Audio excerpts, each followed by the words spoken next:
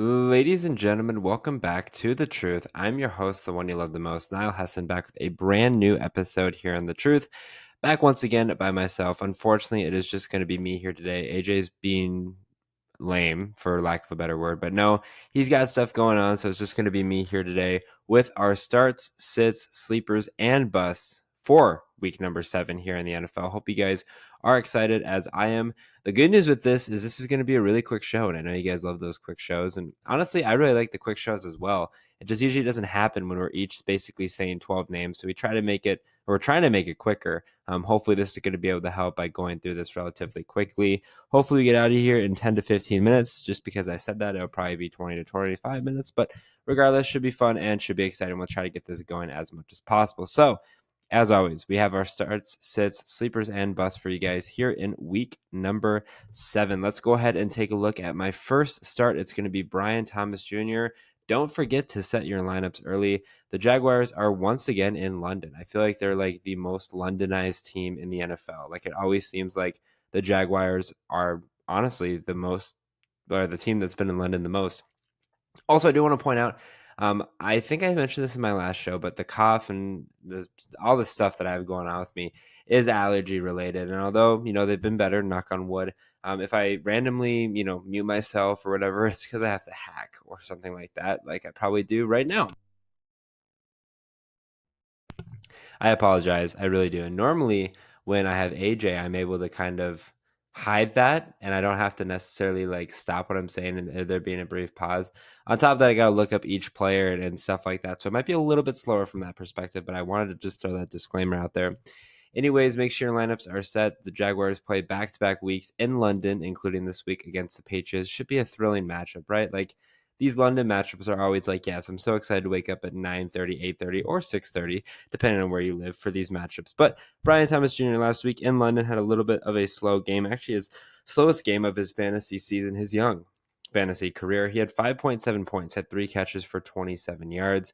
The past 2 weeks had 21 plus points, and there was obviously a lot of optimism going into that matchup. To be honest, I'm not really too sure why Brian Thomas didn't have much success. Really, I'm not surprised they didn't have success because he was targeted 6 times, but Trevor Lawrence just didn't really seem to have an emphasis on throwing him the ball.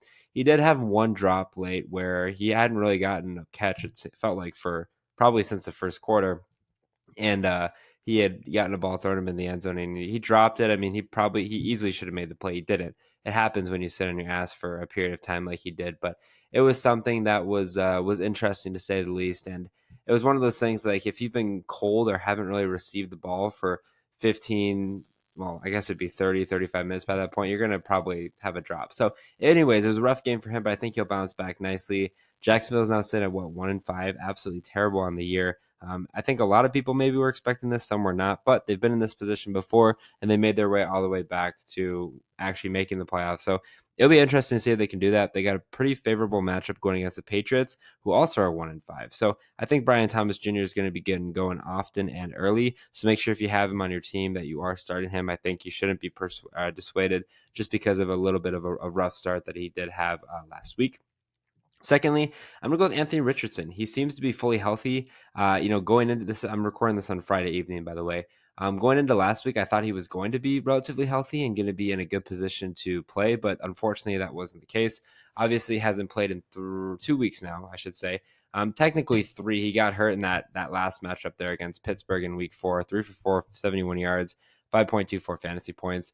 Obviously, has not had a tremendous season, to say the least. He is the 30th position-ranked quarterback. I understand he hasn't played, but he has 3 touchdowns, passing touchdowns, to 6 interceptions. Hasn't had a passing touchdown since week 2. Yeah, he's carrying the ball a little bit, but not as efficiently as people were expecting him to do. I think he's going to come out with a purpose in this matchup here against Miami. Obviously, Miami's dealing with their own quarterback issues.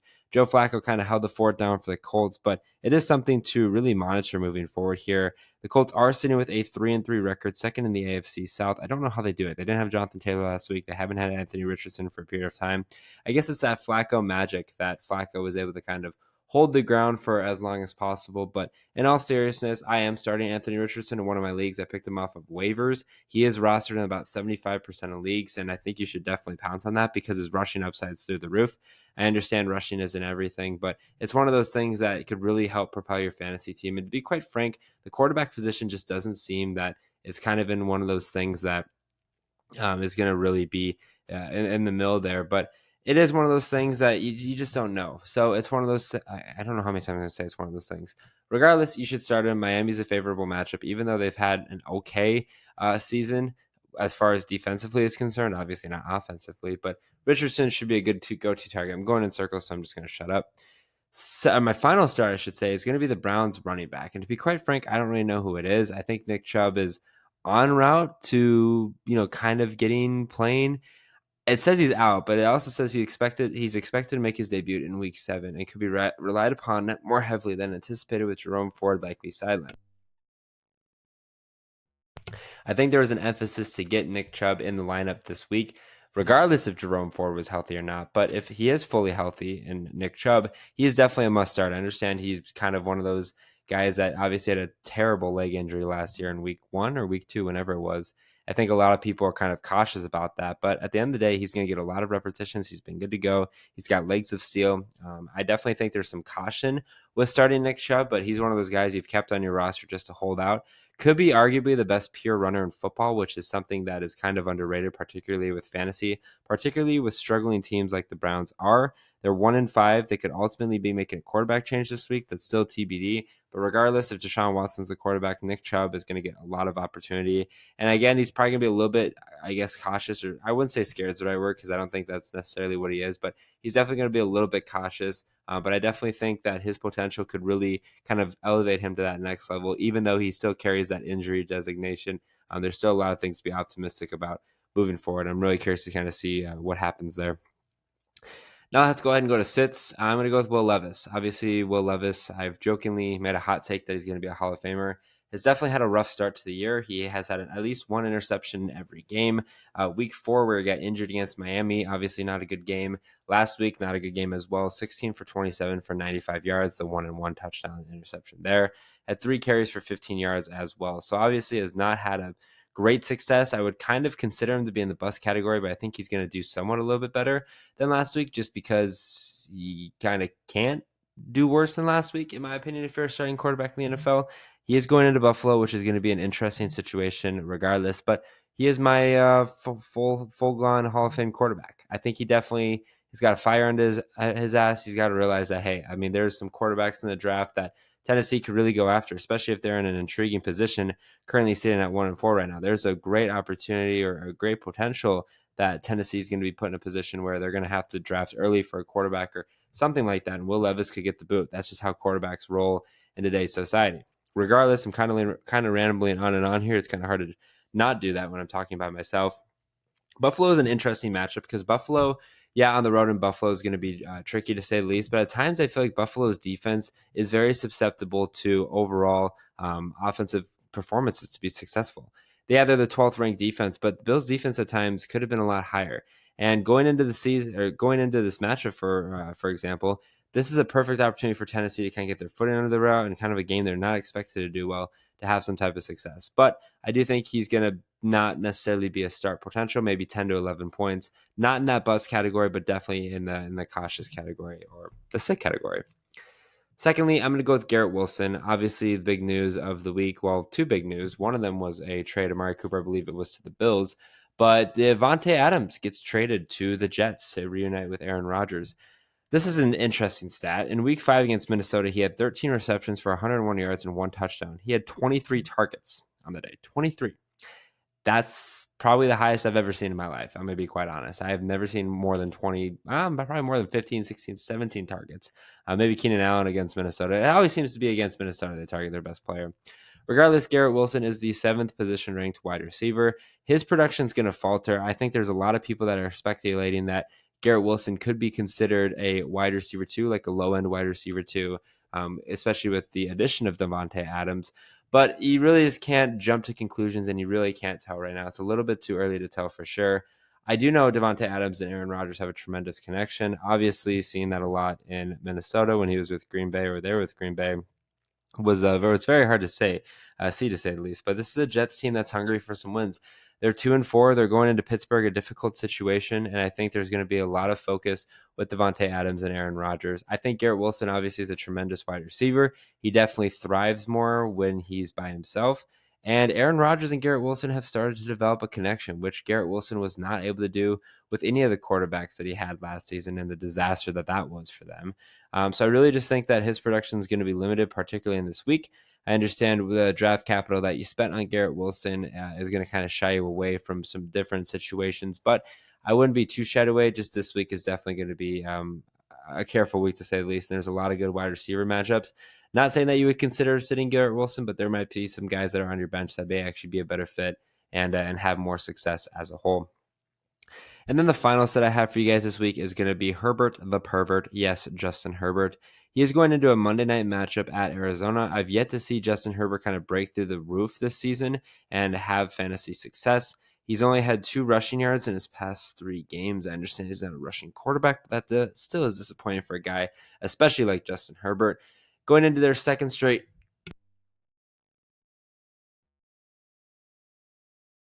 telling you guys get annoyed by this? I'm getting really annoyed by this. Going into their second straight road matchup, Justin Herbert and that Chargers offense really is run heavy, right? They're really run heavy as a whole.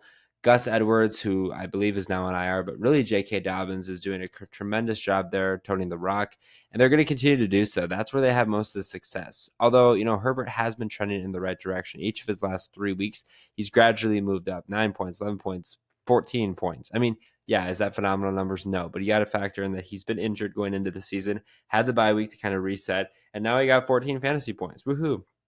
He does need to pass the ball a little bit more to have some fantasy success, and I think he can definitely get to that point, especially towards the later half of the season. I understand in deeper leagues, this is one of those things. It's kind of a hard situation to not, pass up on a guy like Herbert, but I definitely think in this matchup, it's going to be a tough one, especially going in on the road at Arizona Monday night games where quarterback plays typically slowed down as opposed to regular, matchups per se. All right, let's go ahead and go to my sleepers. The first one I'm going to say is Sam Laporta. Now, can Sam Laporta be considered a sleeper? Absolutely. He's the 16th ranked position tight end. He was drafted as the number 1 tight end in a lot of leagues. Yeah, he had a good week last week, but he had 1 catch for 52 yards and 1 touchdown, and I watched that play. There was a chance that he would have 0 targets in total. And I mentioned this with the Lions. Like, the Lions are going to continue to have success running the football, so they're not going to really pass the football, which is going to hinder performances from like Amon-Ra St. Brown and Sam Laporta and things like that. And that might just be the unfortunate reality. But Minnesota's got a great defense. They got a great run defense. Got to tout my Vikings here. They're 5-0. Probably going to lose this matchup just because, they're 5-0 and nobody expects them to be in this position. But regardless, I think that run's going to be stifled a little bit. I think Jared Goff's going to be more prone to throwing the football, and they're going to actually have to kind of earn their points per se, as opposed to kind of going up against a cookie cutter defense like Dallas or even Seattle for that matter. So I think Sam Laporta has the opportunity to get to his highest receptions, highest yards, and another touchdown to get upwards of 20, 25 points. I could be a little bit optimistic, but I think there's a lot to be said, especially going against my Vikings team. I think guys like Amon-Ra and Sam Laporta are going to have success. Yeah, Jameson Williams and some other random guys are getting receptions, but I tell you, it's like literally a fantasy jinx. Like, whenever good players, like good fantasy options, are not having success, it's always like the weird guys that are getting it. But once those real success guys like Laporta get in the mix, they're really in a good position. So it is something to really monitor moving forward. But I think Laporta is going to be just fine. I think this week could be a good turning point for him. My next sleeper is going to be Bucky Irving. I love Bucky Irving. He's the 32nd position ranked running back. Obviously, last week with Rachaad White out, really kind of showcased his success. 14 carries for 81 yards and 1 touchdown. It's kind of like a similar situation with Ray Davis in Buffalo. I think a lot of people are kind of expecting Bucky Irving to step up and really take over for Rachaad White as far as running backs are concerned. I do think then at some point, he will take over the full ranks, but not necessarily just yet. I honestly don't know if Rachaad White is going to be good to go this week. He missed last week's game, obviously, and there is some debate about whether or not he's going to be able to play this week. So it could be one of those things that really kind of tallies him up good. Interestingly enough, Sean Tucker ran for 14 times for 136 and a touchdown last week as well, which was very interesting. They were really run heavy against that Saints team. They obviously scored 52 points, so their offense was at a premium there. But Bucky Irving is a very versatile running back. It was kind of a steal. I know AJ and I both talked about this. AJ, just being a Ducks fan, has seen a lot more action from Bucky Irving to kind of back up his claims there. But he definitely has had a good amount of success, and I think that success could really sustain him moving forward. So it is something that I think a lot of people are maybe cautious about, but especially if for some reason Rashad White's not able to play this week, I definitely think you have a perfect opportunity in starting Bucky Irving. But even if Rashad White is playing this week, I definitely think he would be a sleeper because obviously just not too many people are talking about him. And my final sleeper is going to be Kareem Hunt. Obviously, Kareem Hunt, they had a bye week last week. The week before against New Orleans, 27 carries for 102 yards and 1 touchdown. Week before, 14 carries for 69 yards, 18.7 fantasy points and 10.5 fantasy points. For a running back that was obviously picked up on waivers when he signed, this is definitely a huge win for the Chiefs and a huge win for Kareem Hunt. I think that's really going to continue here. Yeah, they're going into San Francisco, but Kareem Hunt could really be versatile. I'm pretty sure they did activate Clyde Edwards-Helaire finally. They also have Carson Steele, the legend himself, but Kareem Hunt's that main running back there in Kansas City, while Isaiah Pacheco is out. I think that's going to continue here. Again, as mentioned, I think Kareem Hunt's got a great potential to get 4 or 5 receptions, especially against that 49ers defense. But the 27 carries is really was eye-popping to me. And even if Clyde Edwards-Helaire is activated, he's going to be kind of just filling in as a role running back and not a guy that's going to take the lead horse. He did take the lead horse that one season, and ever since then, he's kind of just fallen off the face of the earth. Now, granted, it does help that Pacheco is injured. Obviously, if Pacheco is back, this would not be a comfortable situation, to say the least, for a guy like Kareem Hunt. But I definitely think there's potential for him to get back in the swing of things. All right, let's go into my 3 busts. First one's going to be Tank Dell. I think this is the second time that I've put Tank Dell as a bust. Obviously, very up and down year. He's rostered in 90% of leagues. His ADP was super high. I was super skeptical about Tank Dell for a variety of reasons, including the fact that, Tank Dell is on a Texans team that has guys like Stephon Diggs. There's some other guys like Nico Collins. So it's one of those things that it's just kind of too many mouths to feed there in Texas. On top of that, or for the Texans, I should say, on top of that, they're going into Green Bay, and Green Bay has actually had a better defense than people have given them credit for. It's their offense that's really let them down, that's set the Packers up in terrible positions for their defense to face. But the Texans' offense has kind of been rolling, especially the past couple of weeks, and I think that will kind of be put to a stand here. Obviously, the Texans' offense, last time they traveled to an NFC North foe in Minnesota, kind of got stalemated as well. So not saying that has any impact whatsoever. I just want to throw that out there. A lot of times, these NFC, AFCs, when they flip and go to like an AFC, NFC type situation, they end up having more failures than they do success just because it's hard to play and you're not used to playing a team like that, especially on the road and getting schemed and everything like that. But Tank Dell just 2 up and down, had 18.7 fantasy points, which you got to be excited about last week. But it's really just been good week, bad week, good week, bad week, good week, bad week. And for his ADP, it definitely does concern me, and one of the reasons why I'm kind of too skeptical about him. I need to see him stack a couple performances together, especially for his ADP, to get back into being comfortable for him. Secondly, I'm going to go with Geno Smith. Hard to believe Geno Smith is the 7th position ranked quarterback right now. Just goes to show you how really undervalued the quarterback position is, and respectively so. But last week, a bad week for him. I did say that he was going to continue his 1 touchdown a game streak, has had exactly 1 touchdown in the first 6 weeks of the season. Now he goes into week 7 on the road in Atlanta. Yeah, his yards are going up. His touchdowns at 1. His interceptions have also been up. Had 2 interceptions last week. No rushing value whatsoever to kind of sustain some fantasy points nonetheless. Going into Atlanta's kind of on a roll. Their offense has been really doing a great job, and their defense has stepped up because their offense has stepped up. But Geno Smith, it's always difficult to play on the road, as I mentioned. A little bit too inconsistent for me to have that trust factor with him. I think maybe as time goes on and he actually shows that he can, 1, not turn the ball over, and 2, score them more than 1 touchdown a game, then I'll start to back the Geno hype train. But I just don't see it happening, especially in this matchup here in Atlanta, and I think it's just too cautious. He's rostered in 50% of leagues, and that should tell you what it's worth for him being the 7th ranked position quarterback. So a lot of things to be kind of skeptical about, but who knows? He's Geno Smith, and he could turn on a dime for your fantasy team.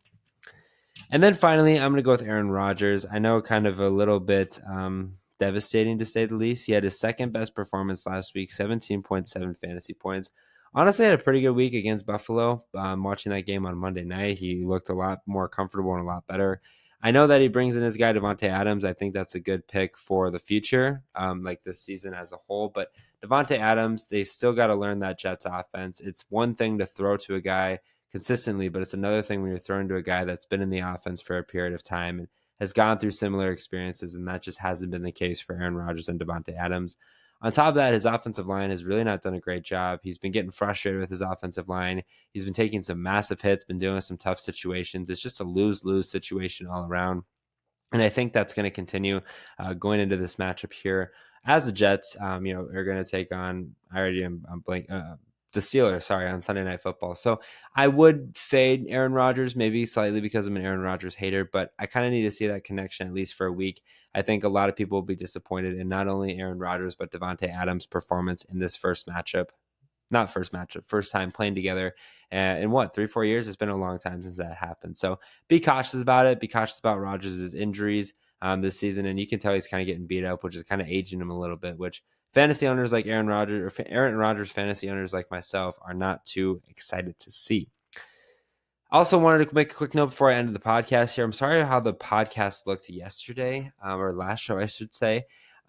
It was like back and forth. Typically I'm right here and AJ's right here. I honestly don't know what happened. I'm going to be honest. It just was kind of a weird setting. And I don't know. It just, when I was editing it, it was a pain in the ass to edit. It was just tough. But I know it's a lot better when you can see our reactions and things like that.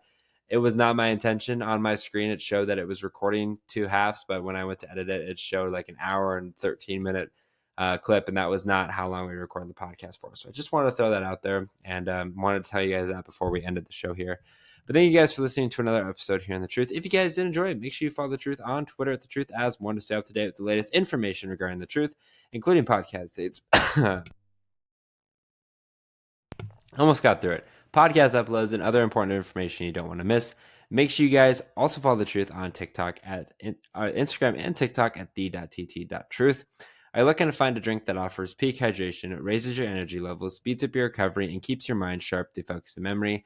Look no further than Acid Rainwater. I'm excited to partner with Bloodline Sports, AZ, and Acid Rainwater, which focuses on peak hydration and productivity, while also maintaining an ecosystem-friendly product. Use code HESSON15, that's HESSON15 for 15% off every purchase. As always, I'm your host, the one you love the most, Niall Hesson, not joined once again by AJ Ponciano. Thank you guys for sticking along with me anyways, and I'll see you guys in the next one. As always, take care and good night.